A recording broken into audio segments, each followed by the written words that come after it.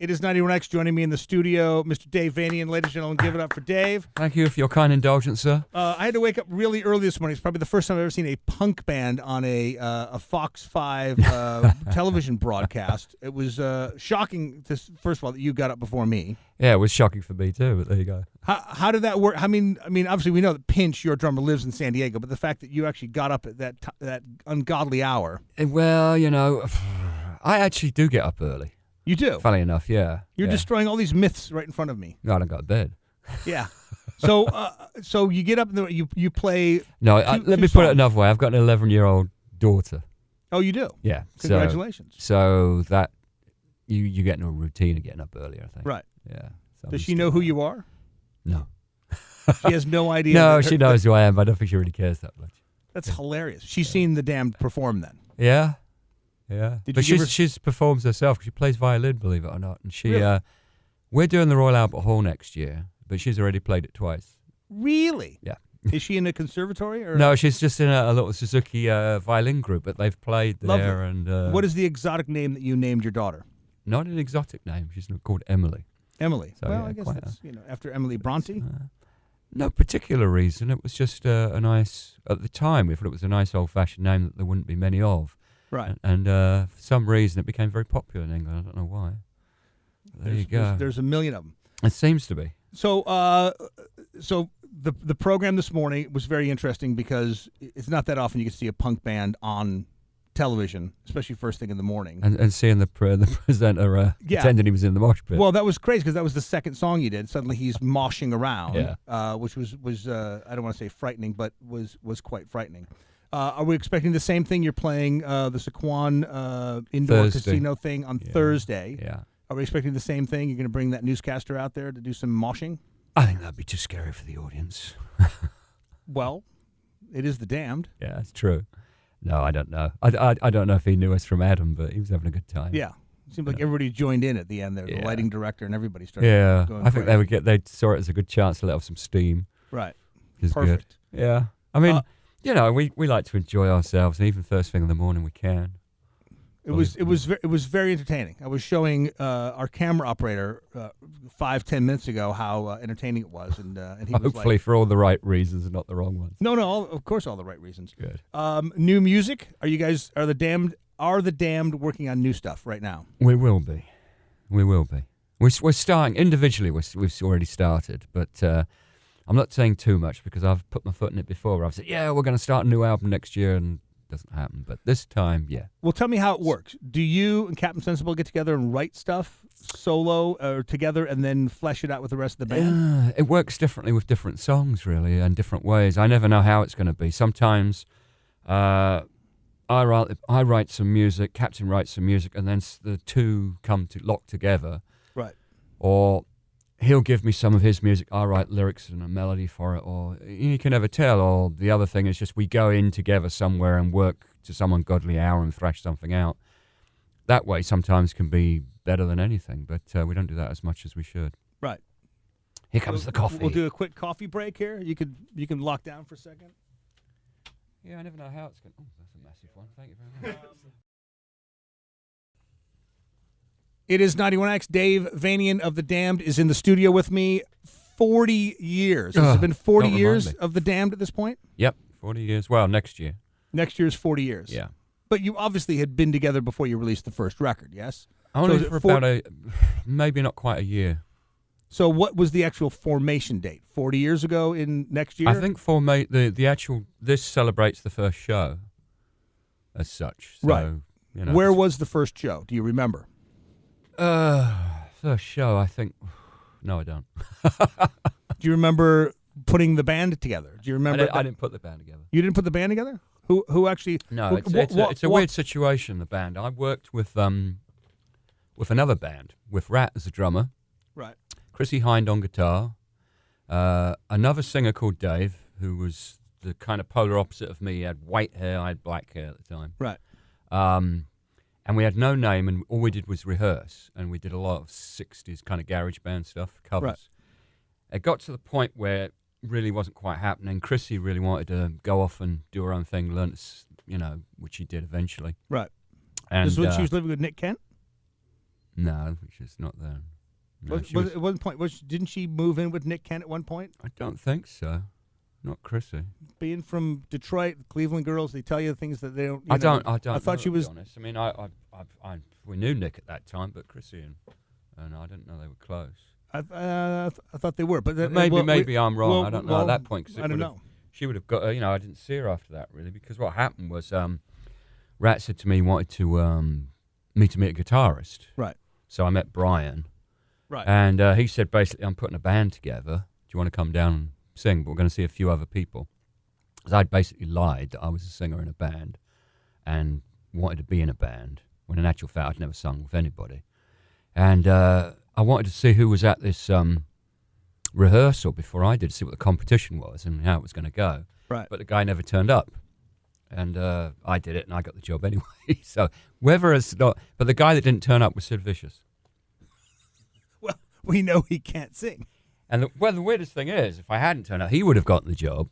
And so you would have had the Damned with Sid Vicious as the singer at first, perhaps. Right.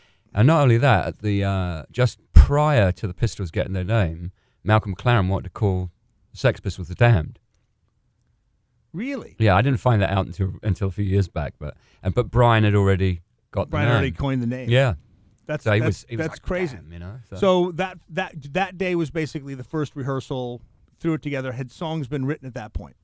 Yeah, Brian had a whole album worth of songs that he'd spent probably a good few years of his life writing. He'd lived in, I think, Belgium for a while, and he'd put together various bands, and he'd written this really good stuff, which I think is where New Rose Neat Neat Neat came out of, mainly, that sort of material. And then he was looking for the right people in England to form a band, and us lucky Herberts came along and did it. Yeah. That's an amazing story. And here we are 40 years later, and those songs still from that first era. Oh, they're brilliant. Was Nick Lowe produced that first album?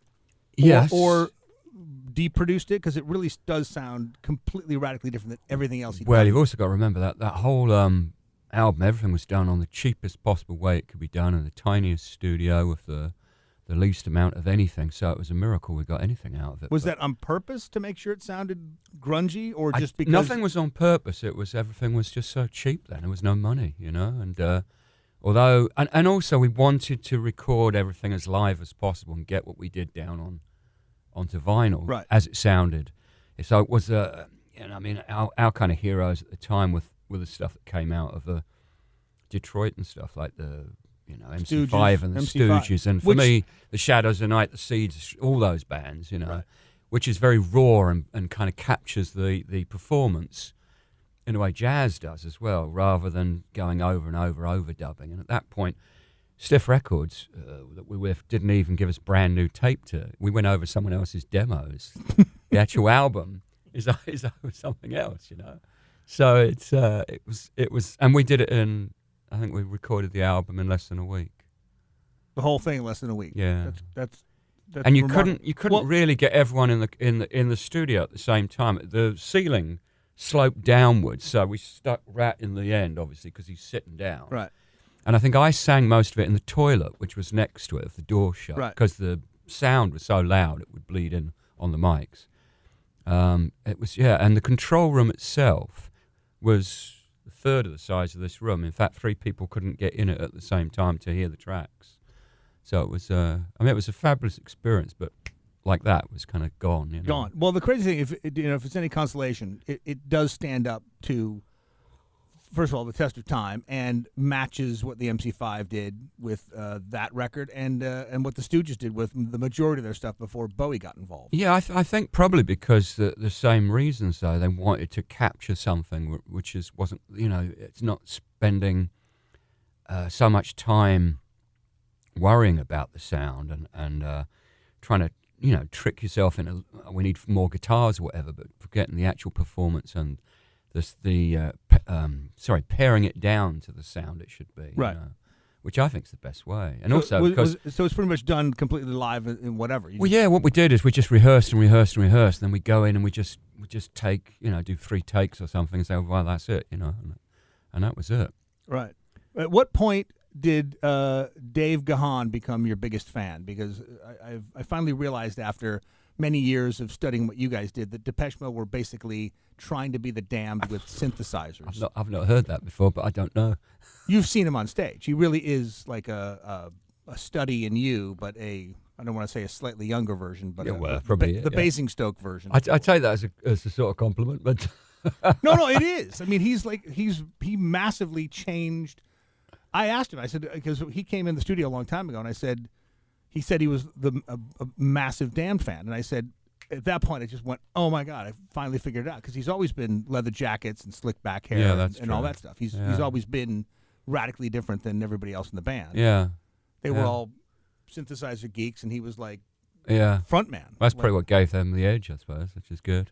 Well, the only edge they have, if you think about it. But have you ever met him before? No, never. No. He lives up the road here in Santa Barbara. Maybe he'll come down to the show. Well, we should. If you're listening, please come down.